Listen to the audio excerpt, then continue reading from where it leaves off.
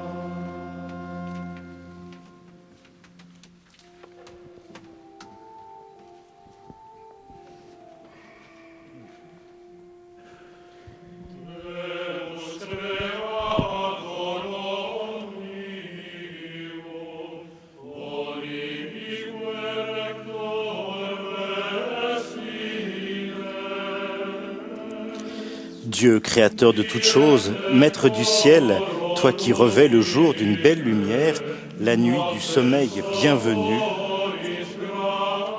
que le fond des cœurs te célèbre, que la voix te chante, t'acclame, que te chérisse un chaste amour et que l'âme sobre t'adore.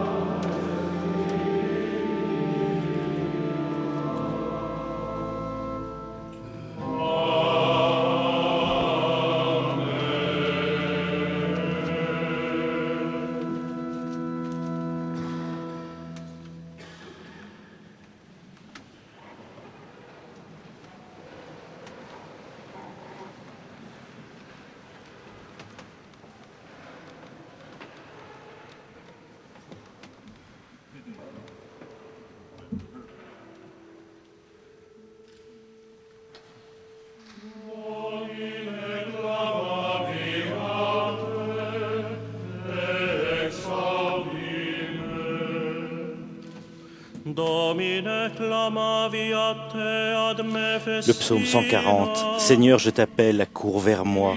Écoute mon appel quand je crie vers toi.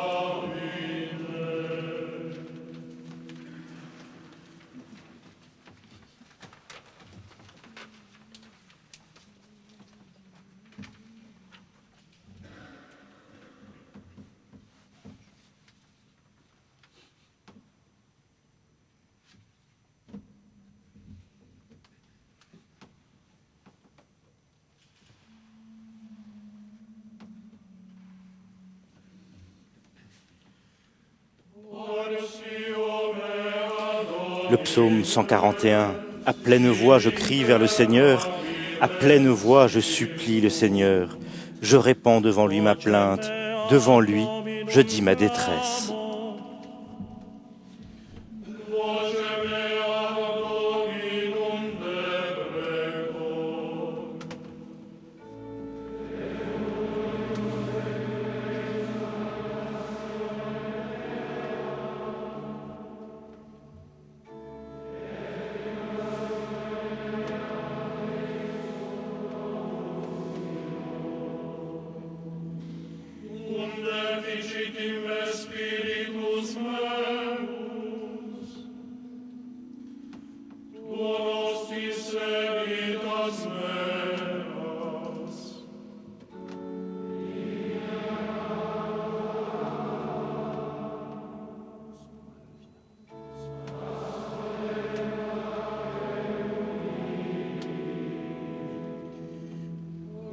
considerabam ad exteram et vivebam, et non erat qui cognoscere.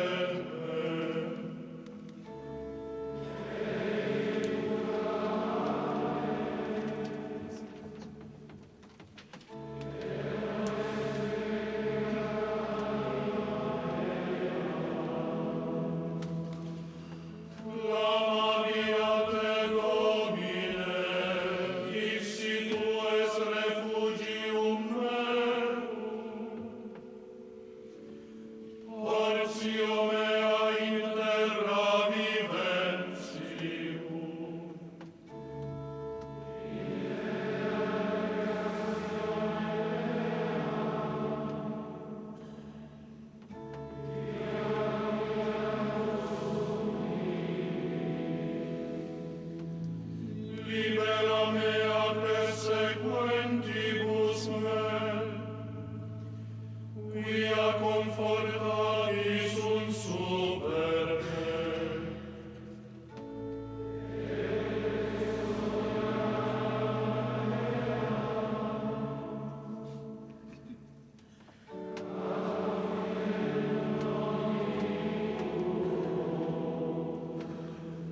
Me circumdabunt iusti, cum retribueris mihi.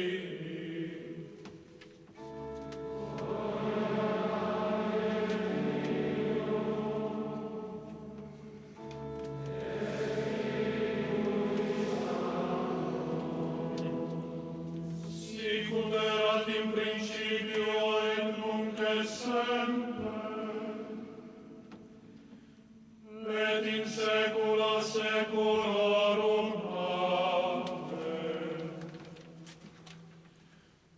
Portio mea Domine, sic in terra viventium.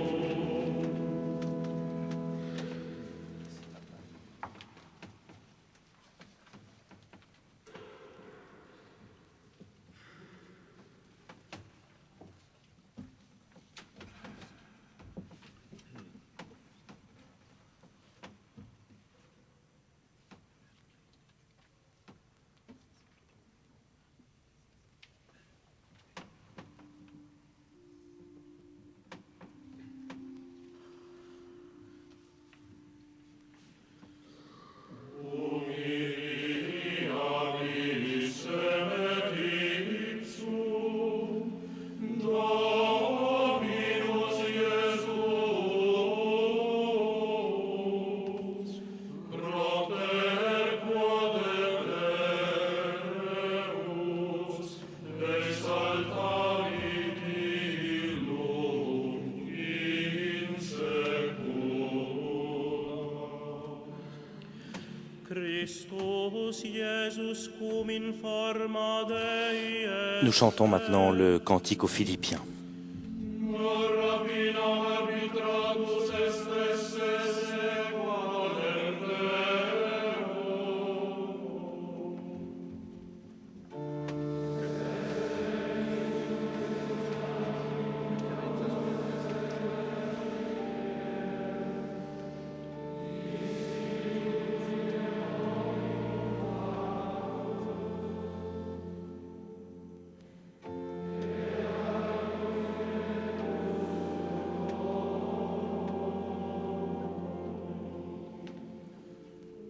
Humiliabis et ipsum factus obediensus que ad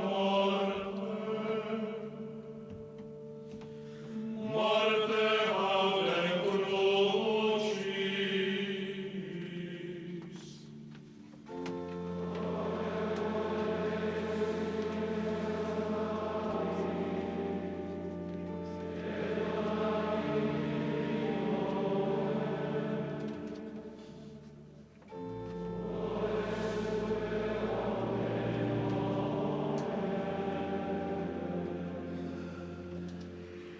Ut in nomine Iesu omne genuflectatur, celesti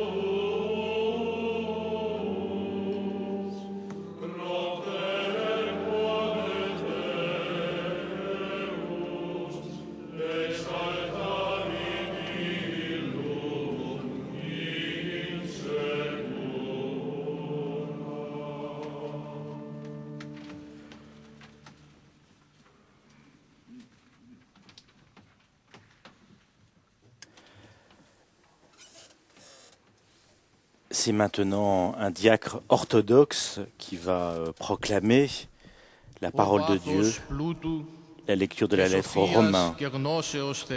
Quelle profondeur dans la richesse, la sagesse et le silence de Dieu. Ses décisions sont insondables, ses chemins sont impénétrables. Qui a connu la pensée du Seigneur? Qui a été son conseiller? Qui lui a donné en premier et mériterait de recevoir en retour?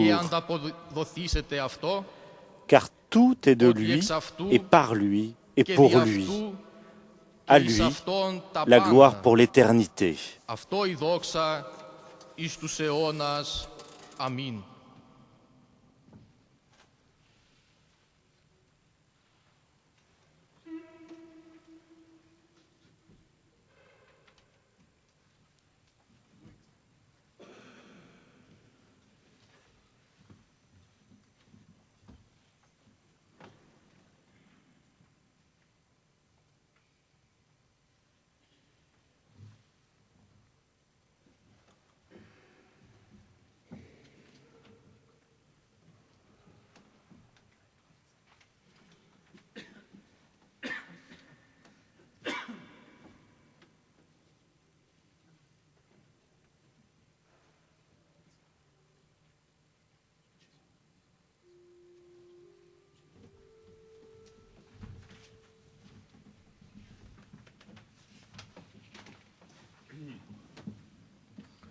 Quam magnificata sunt opera tua. Que tes œuvres sont belles et magnifiques, Dieu Tout-Puissant.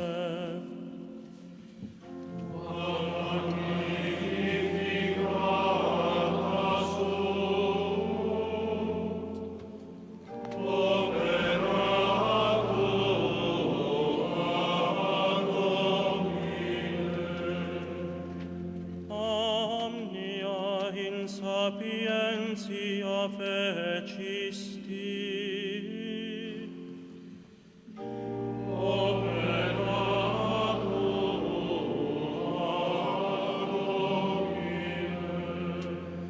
Gloria Patri et Filio et Spiritui Sancto.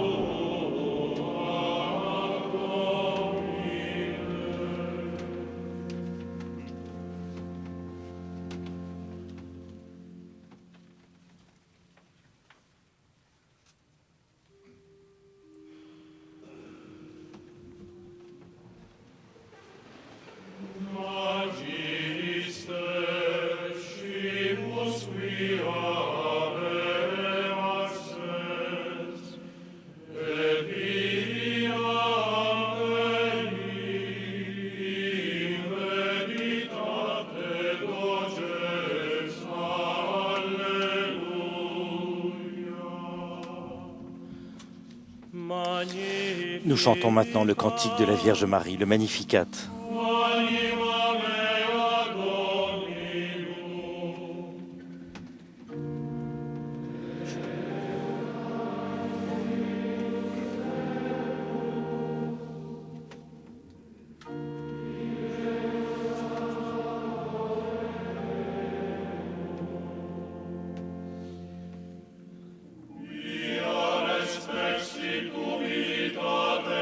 Ancilles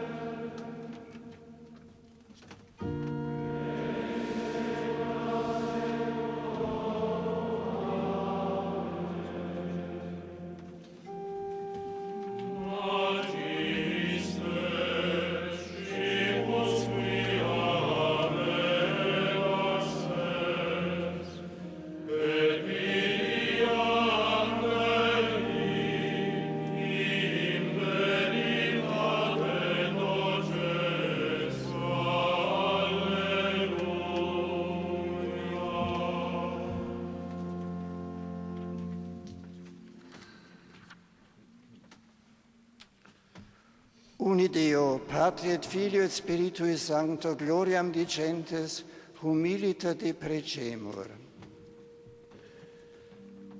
Ad esto populo tua, Domine.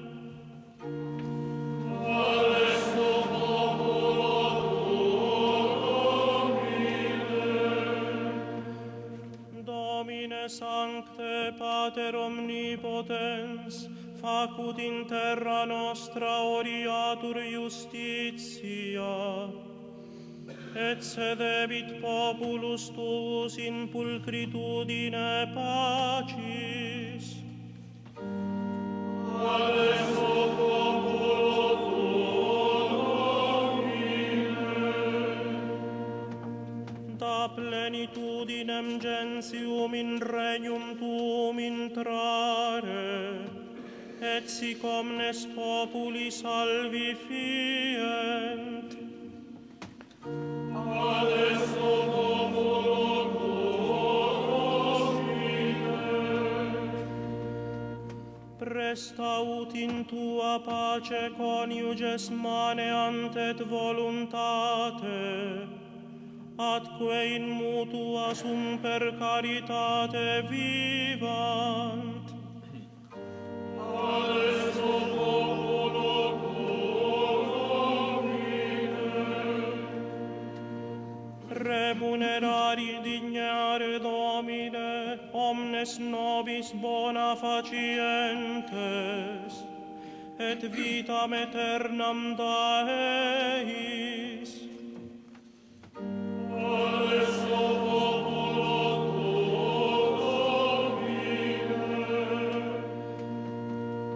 Dio et bellis peremptos respice miseratus, eos in celestem requiem dignare suscipere. Ad esto populo tuo, Domine. Et nunc nostras voces cum voce Christi, Fratres primogenitis sociantes, filiorum adoptionis in uno spiritu precem dicamus. Le Saint-Père nous invite à maintenant prier le Notre Père, le Pater Noster.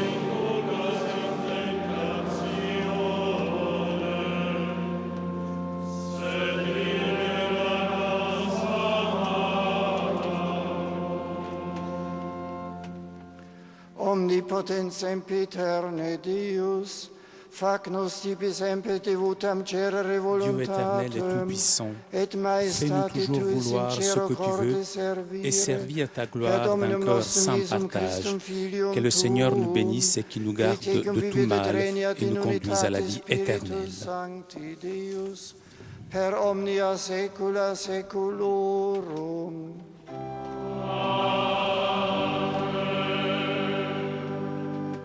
Dominus vobiscum.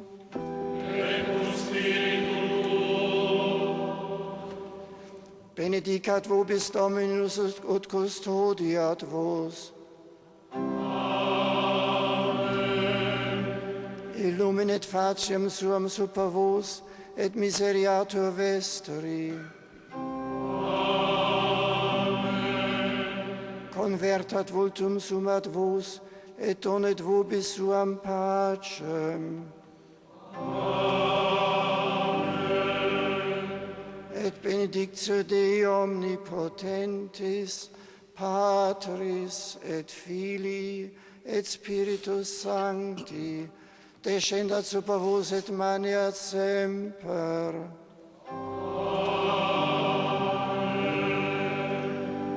Ευλογία Κυρίου και έλεος αυτού έλθει εφ' ημάς, τι αυτού χάριτη και φιλανθρωπία, πάντοτε νυν και αεί, και εις τους αιώνας των αιώνων.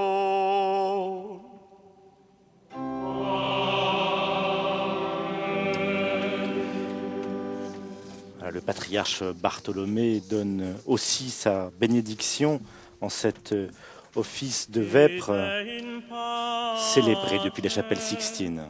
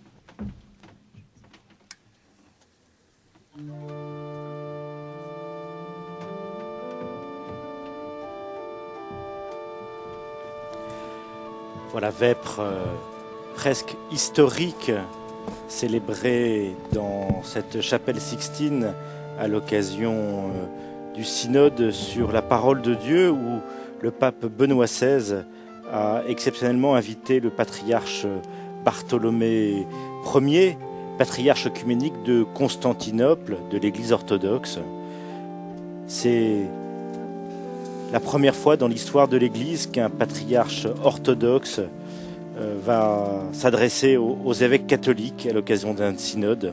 Alors vous savez, le pape Benoît XVI porte une attention toute particulière à l'œcuménisme et il a rencontré à plusieurs reprises le patriarche Bartholomée Ier. C'est lui qui est l'héritier de l'apôtre André, le missionnaire parmi les Grecs, comme le pape, lui est l'héritier, le successeur de Pierre.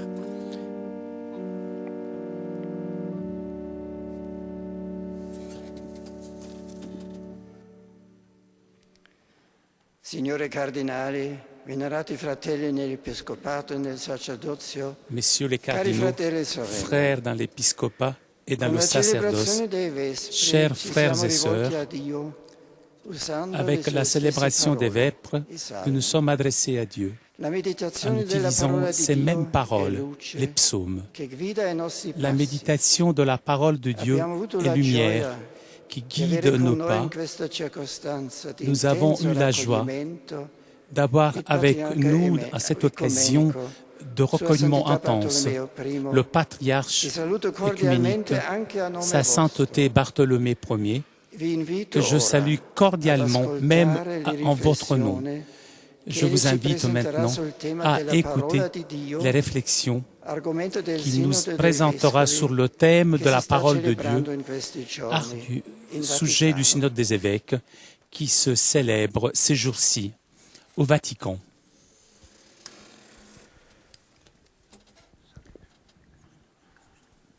Voilà, c'est un événement historique, cette prise de parole du patriarche. Your Holiness, Synodal Fathers, Votre sainteté, brothers in Christ.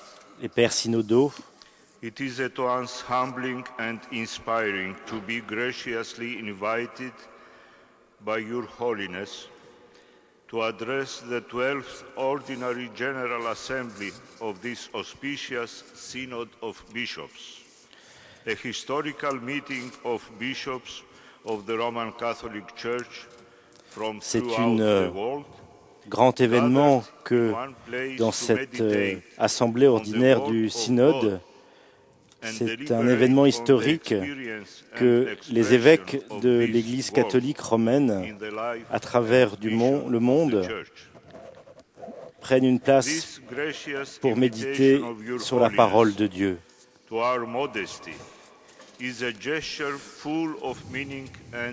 L'invitation de votre sainteté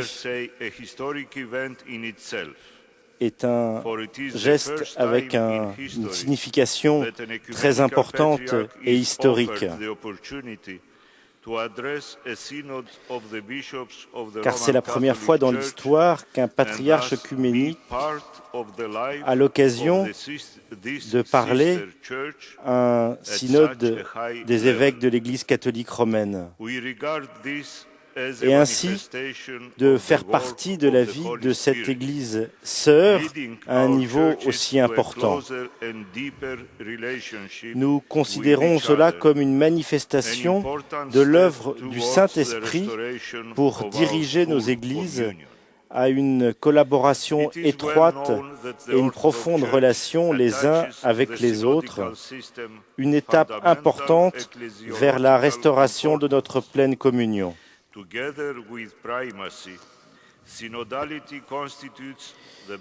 Il est bien connu que l'Église orthodoxe attache à la synode une importance fondamentale.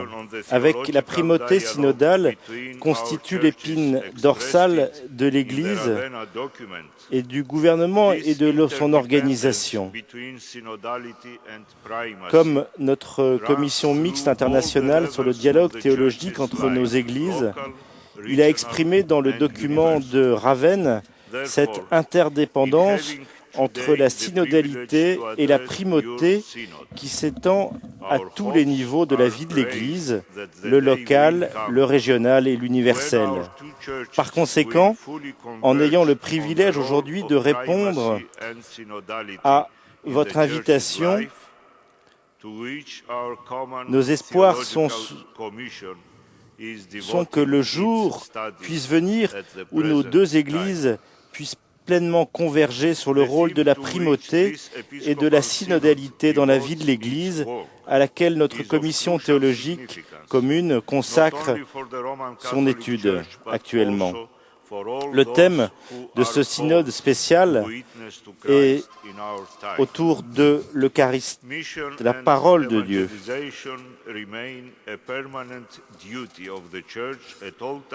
Mission et évangélisation reste un devoir permanent de l'Église apostolique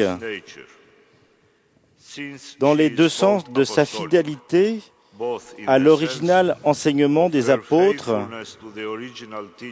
et dans la proclamation de la parole de Dieu dans chaque contexte culturel L'Église a besoin de redécouvrir la parole de Dieu dans chaque génération et avec un regain de vigueur et de persuasion, de la rendre publique dans notre monde contemporain.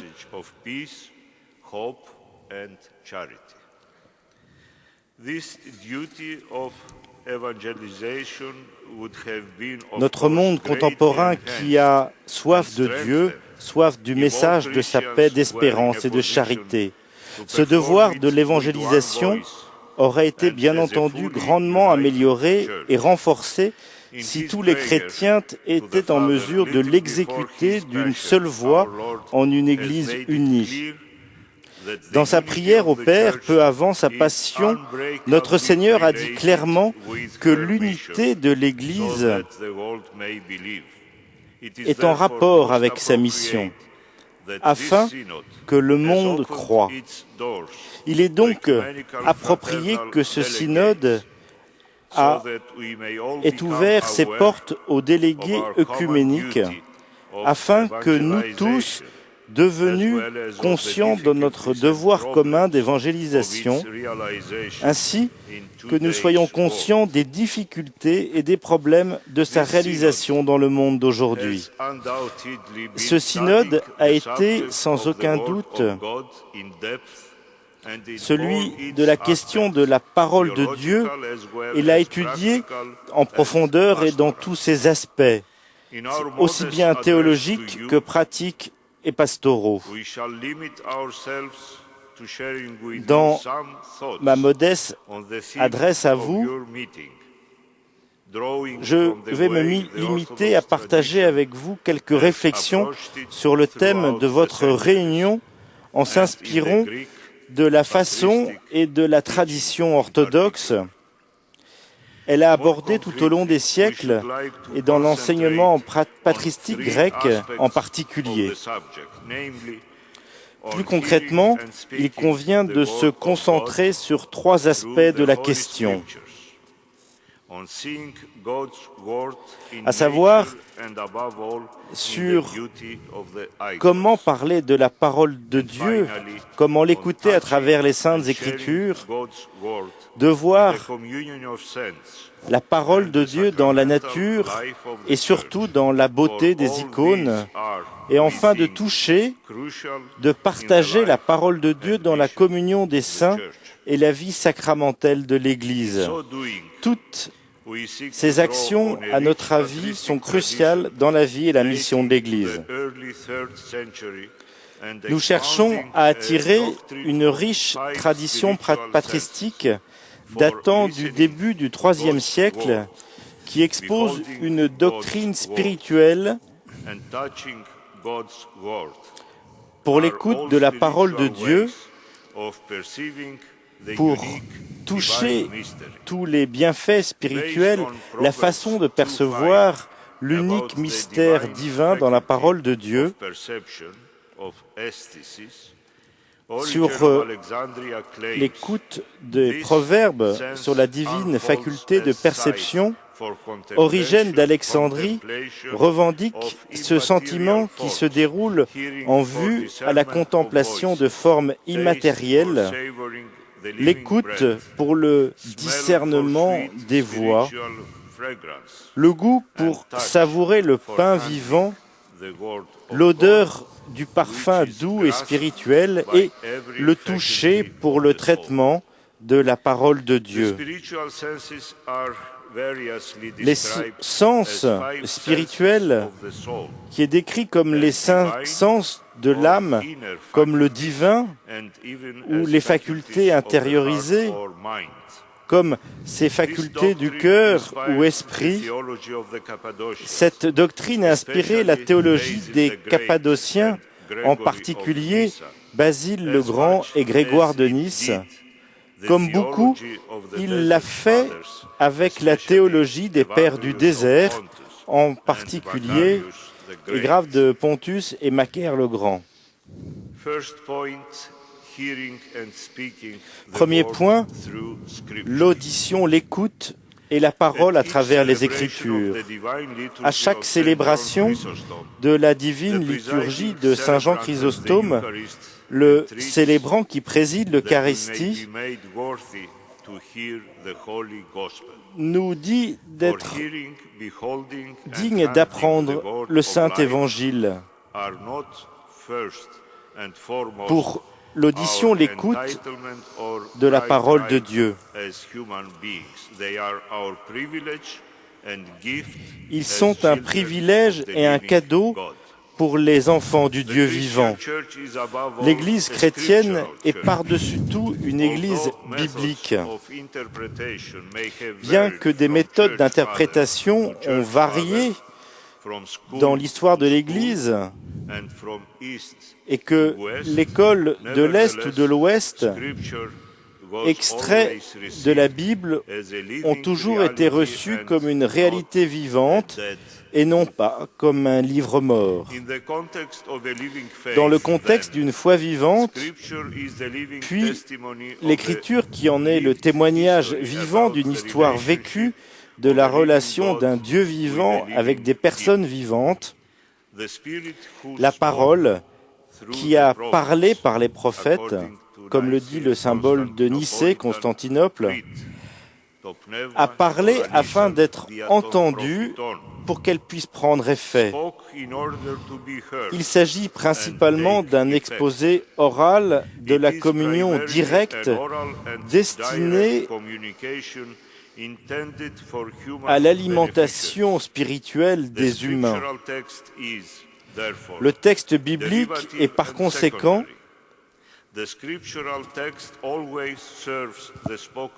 il sert toujours la parole. Il n'est pas transmis mécaniquement, mais communiqué de génération en génération comme une parole vivante par l'intermédiaire du prophète Isaïe. Comme la pluie et la neige descendent du ciel, l'arrosage de la terre, de même aller de mot en mot, de bouche à oreille, l'accomplissement de ce que nous voulons. En outre, comme le dit Saint Jean Chrysostome, qui explique la parole divine, qui démontre une profonde considération pour la personne et la diversité des contextes culturels, l'adaptation de la parole divine à la volonté personnelle et le contexte particulier définit la dimension missionnaire de l'Église qui est appelée à transformer le monde par le biais de la parole. En silence, comme dans la déclaration, dans la prière comme dans l'action, la parole divine est adressée au monde entier. C'est la prédication de toutes les nations, soit sans privilège ou préjudice pour une race, pour une culture, pour un sexe ou pour une classe. Lorsque nous réalisons que le divin, nous sommes assurés, voici, je suis toujours avec vous. Nous sommes appelés à parler de la parole divine dans toutes les langues.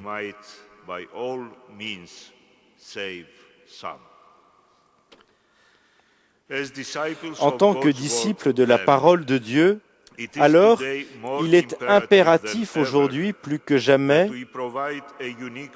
de fournir une perspective unique au-delà de la vie sociale, politique ou économique sur la nécessité d'éliminer la pauvreté, à fournir l'équilibre du monde global pour lutter contre le fondamentalisme ou le racisme et de développer la tolérance religieuse dans notre monde de conflit.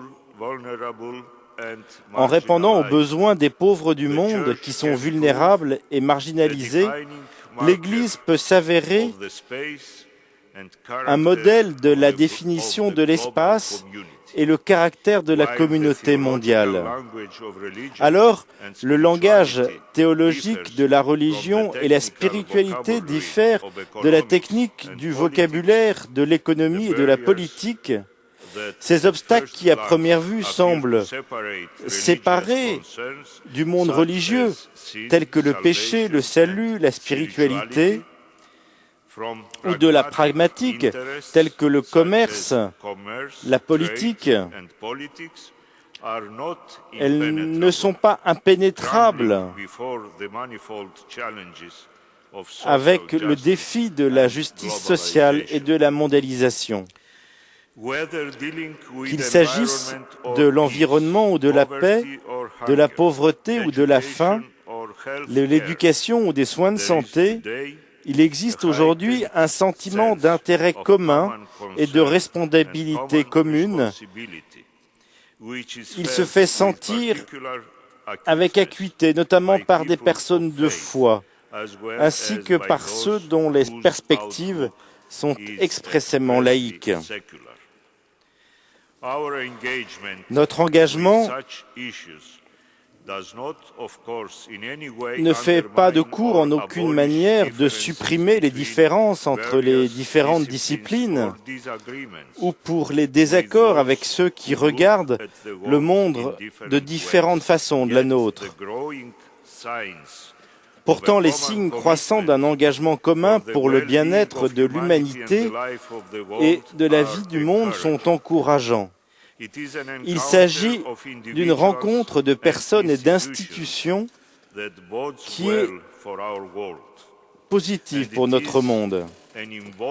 C'est un engagement qui met en lumière la vocation suprême et la mission des disciples et des fidèles de la parole de Dieu,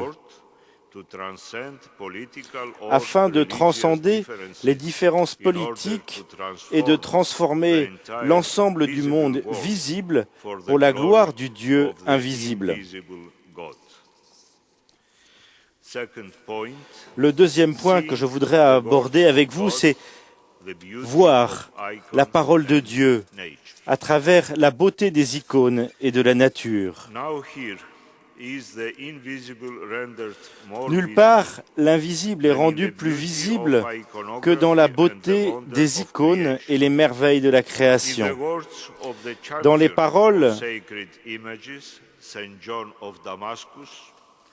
de Saint Jean de Damas, en tant que créateur du ciel et de la terre, la parole de Dieu lui-même a été la première peinture des icônes. Un pinceau iconographe sont comme les mots d'une définition théologique, comme une note de musique chantée en psalmodie, comme une pierre sculptée d'une petite chapelle ou d'une magnifique cathédrale. Tous articulent la parole divine dans la création qui loue Dieu en chaque être vivant et en toute chose vivante.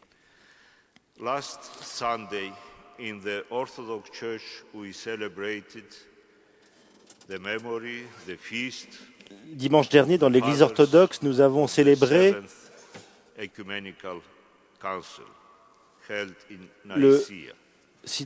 le concile de Chalcédoine. Nous avons concélébré dans notre cathédrale patriarcale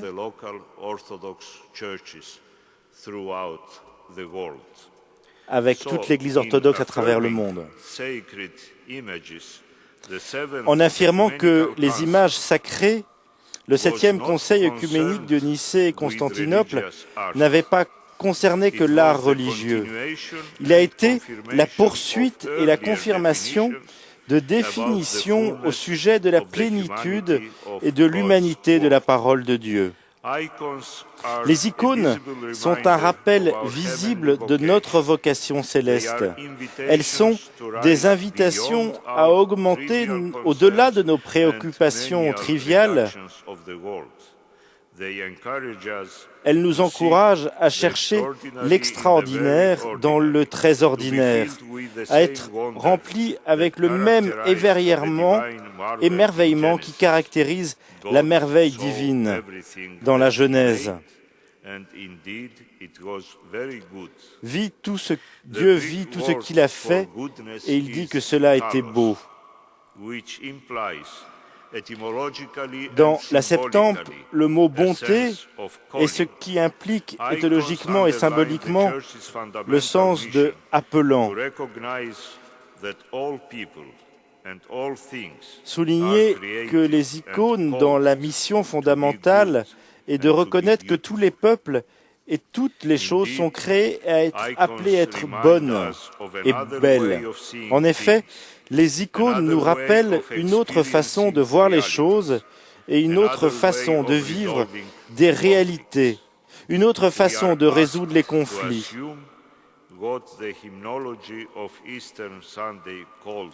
On nous demande de dire que l'étymologie du dimanche de Pâques appelle une autre façon de vivre.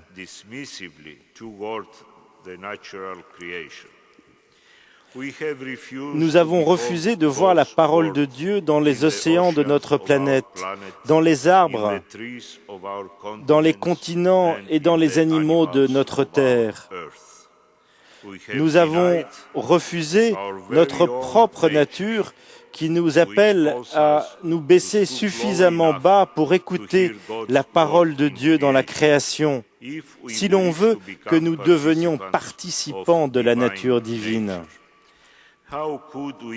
Comment pourrions-nous ignorer les implications plus larges de la divine parole de Dieu? Pourquoi est-ce que nous ne parvenons pas à percevoir la nature créée en tant qu'extension du corps du Christ? Les théologiens de l'Est chrétien ont toujours insisté sur le caractère cosmique de l'incarnation divine. Le verbe incarné est intrinsèque à la création. Il est venu un être divin. Saint Maxime, le confesseur, insiste sur la présence de la parole de Dieu en toutes choses. Le Logos divin est au cœur du monde, mystérieusement révélé sur son principe initial et ultime but. Ce mystère est décrit par saint Anastase d'Alexandrie. Comme le Logos, écrit-il, il n'est pas contenu par rien, et encore, il contient tout, il est dans tout.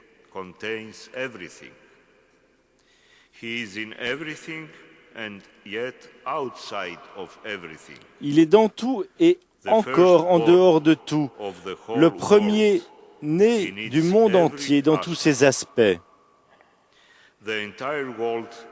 Le monde entier est un prologue de l'évangile de Jean. Et quand l'Église ne reconnaît pas la plus large cosmique dimension de la parole de Dieu, la réduction de nos préoccupations aux questions spirituellement, il néglige sa mission pour implorer Dieu pour la transformation toujours et partout dans tous les lieux de sa domination.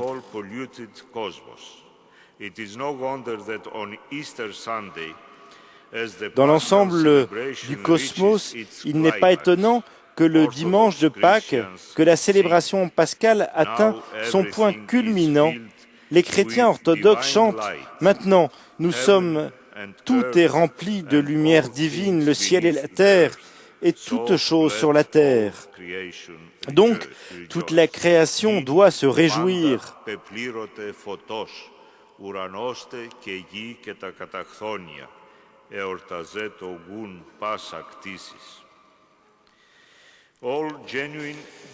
Même une pierre, écrit Basile le Grand, porte la marque de la parole de Dieu.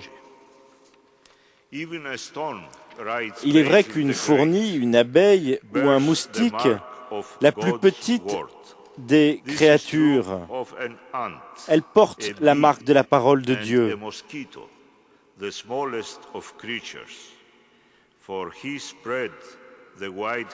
Il a créé les cieux, les mers immenses. Il a créé le petit creux de l'arbre et la piqûre de l'abeille. Rappelant notre petitesse, Dieu, dans le vaste et la magnifique création, souligne notre rôle central dans le plan de Dieu pour le salut du monde entier.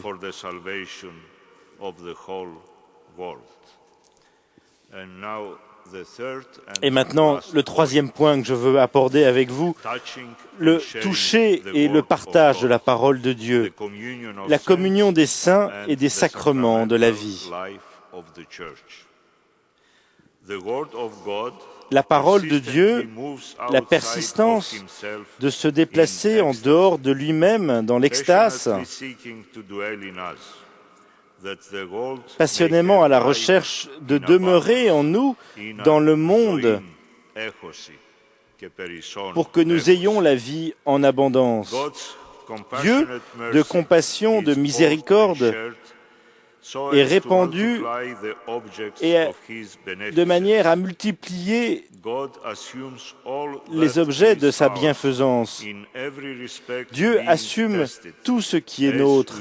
À tous les égards, nous sommes encore sans péché, comme le dit la lettre aux Hébreux, afin de nous offrir dans ce qui est Dieu et de nous rendre par la grâce de Dieu.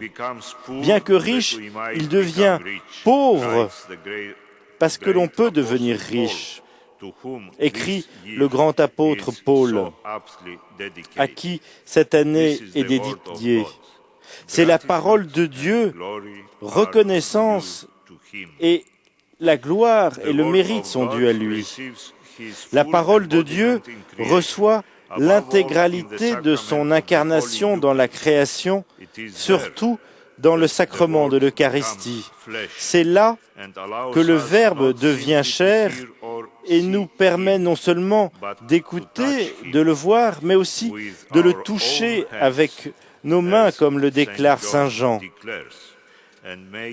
Il est notre part de notre propre corps et sang. C'est les paroles de Saint Jean Chrysostome. Dans la Sainte Eucharistie, la parole est entendue dans le même temps. Elle est vue et partagée. Ce n'est pas par hasard que dans les premières Eucharisties, dans les documents eucharistiques tels que le livre de l'Apocalypse, l'Eucharistie a été associée et le président des évêques ont été considérés comme le successeur des prophètes.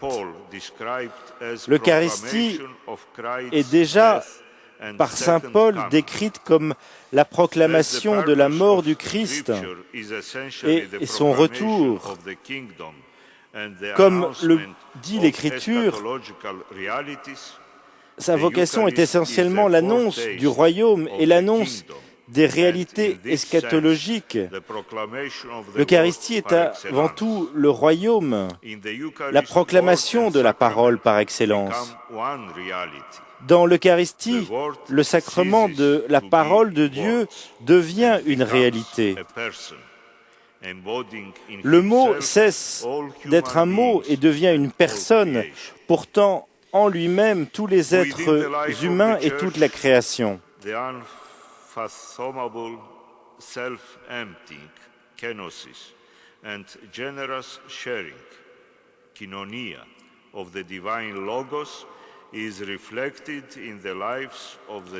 De cette façon, la parole de Dieu devient le corps du Christ, crucifié et glorifié dans le même temps. En conséquence, le Saint a une relation organique avec le ciel et la terre, avec Dieu et toute la création. With God and all of creation. In ascetic struggle, the saint reconciles the God and the world. Through repentance and purification, the saint is filled Dans la repentance et la purification, le saint est rempli comme Abraham, Isaac.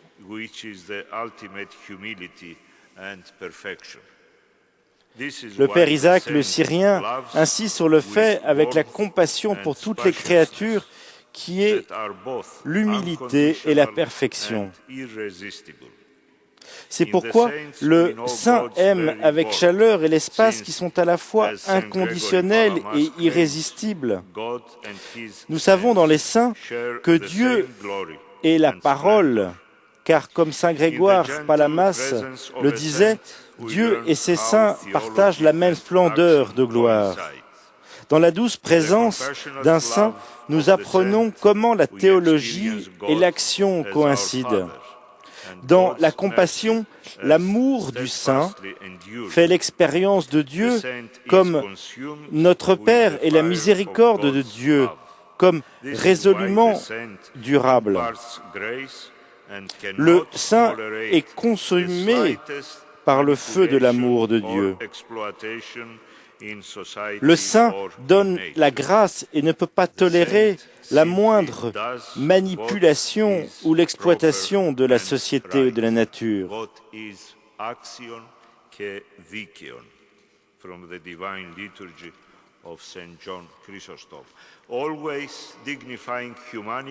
Au sein de la communion des saints, chacun de nous est appelé à devenir comme le feu.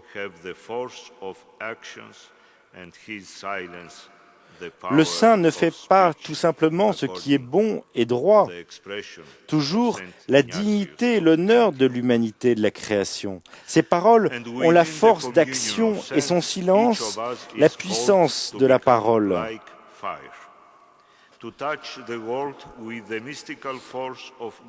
Pour toucher le monde avec la force mystique de la parole de Dieu, comme l'extension du corps du Christ,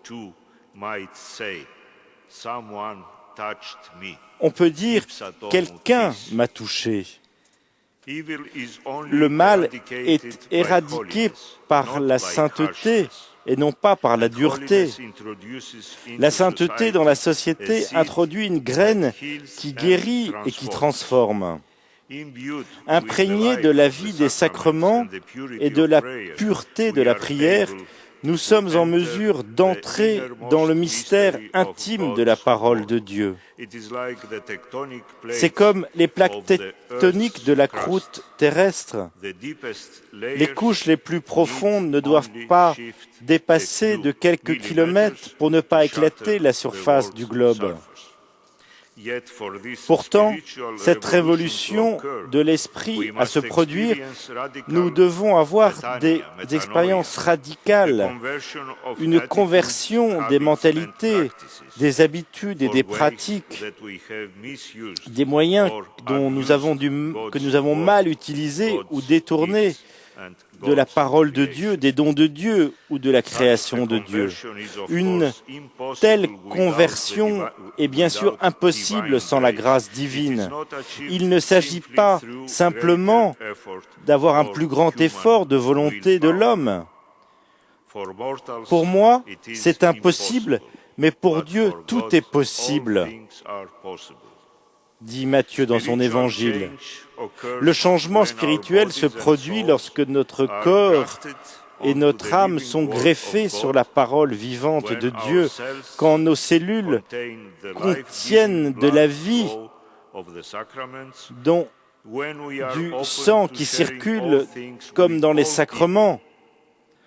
Nous sommes ouverts au partage de toutes les choses avec toutes les personnes.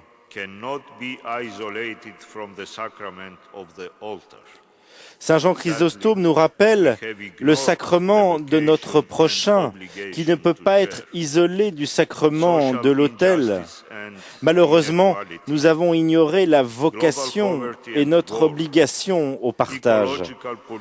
L'injustice sociale et l'inégalité, la pauvreté mondiale et la guerre, la pollution écologique et la dégradation de notre monde sont le résultat de notre incapacité ou de notre réticence à partager.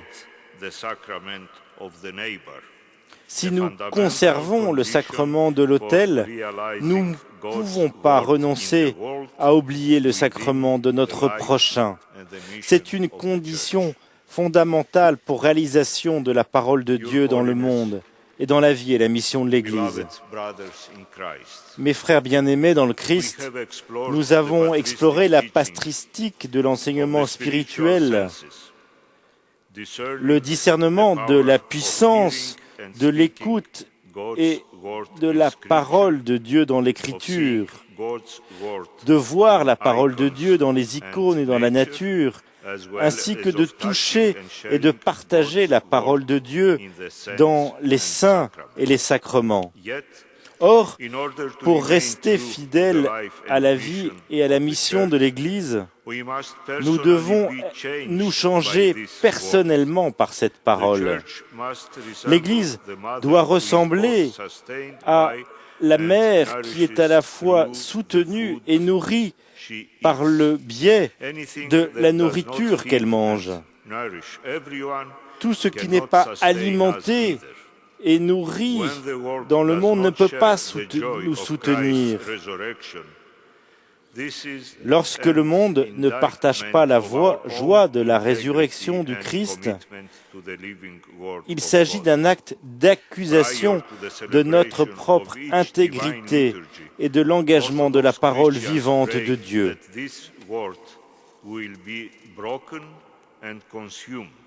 Avant la célébration de chaque divine liturgie, les chrétiens orthodoxes, nous prions pour que cette parole puisse être cassée et consumée, distribuée et partagée dans la communion. Nous savons que nous sommes passés de la mort à la vie lorsque nous aimons nos frères et nos sœurs. Le défi qui est devant nous, le discernement de la parole de Dieu dans le visage du mal, la transfiguration de chaque détail, de chaque tâche de ce monde à la lumière de la résurrection. La victoire est déjà présente dans les profondeurs de l'Église. Chaque fois que nous faisons l'expérience de la grâce, de la réconciliation et de la communion,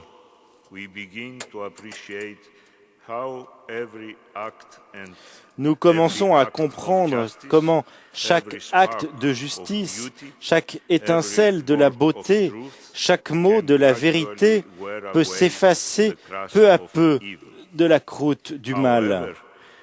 Toutefois, au-delà de nos propres efforts fragiles, nous avons l'espérance que l'Esprit Saint nous aide dans notre faiblesse et que, se tenant à côté de nous en tant que défenseur et consolateur, pénétrant toutes choses, nous transforme, comme le dit saint Siméon, le nouveau théologien, dans toute la parole de Dieu, tout ce qu'elle dit à propos du royaume céleste, perles, graines de moutarde, de levain, l'eau, le feu, le pain, la vie, telle est la puissance de la grâce de l'Esprit Saint que nous invoquons quand nous concluons notre message à votre sainteté. Et nous voudrions vous dire, très Saint-Père, notre gratitude à chacun de vous pour nos bénédictions. Roi céleste, consolateur, esprit de vérité, présent partout et qui remplit toutes choses, trésor de bonté et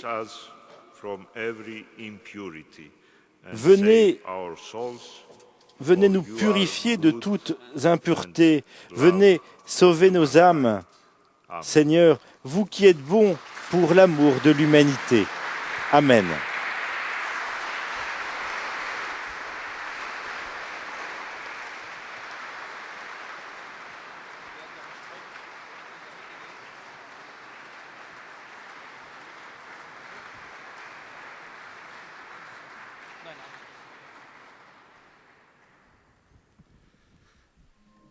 Santità,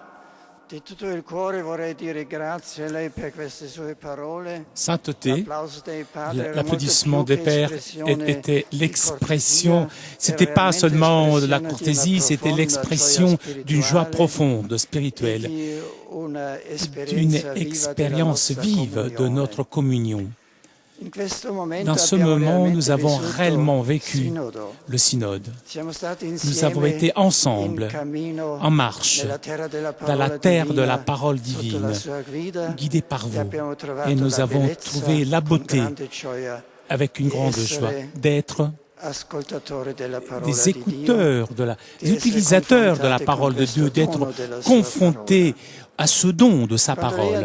Lorsque vous avez dit « j'étais nourri par l'Esprit du Père, par la liturgie », et justement ainsi fortement contextualisé dans notre temps, avec un grand réalisme chrétien qui fait voir les défis de notre époque, nous avons vu qu'aller au cœur des Écritures, réellement la parole dans les paroles, sentir, entendre la parole de Dieu, ouvre aussi nos yeux pour notre monde, pour la réalité d'aujourd'hui. Et voilà, c'était aussi une expérience de joie, d'unité, peut-être pas parfaite, mais véritable et profonde.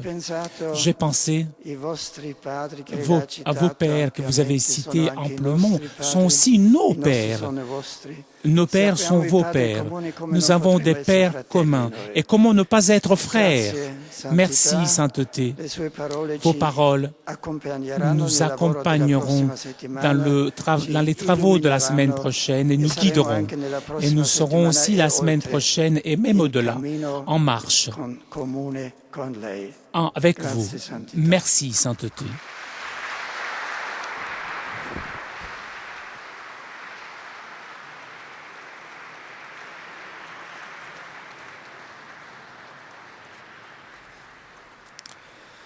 Voilà, moment important, événement unique, puisque c'était la première fois qu'un patriarche orthodoxe, sa sainteté Bartholomée Ier, est le primat des patriarches orthodoxes.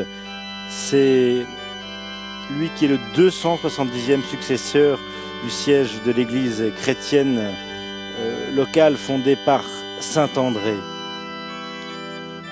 Il préside dans un esprit fraternel l'ensemble des primats orthodoxes. Alors,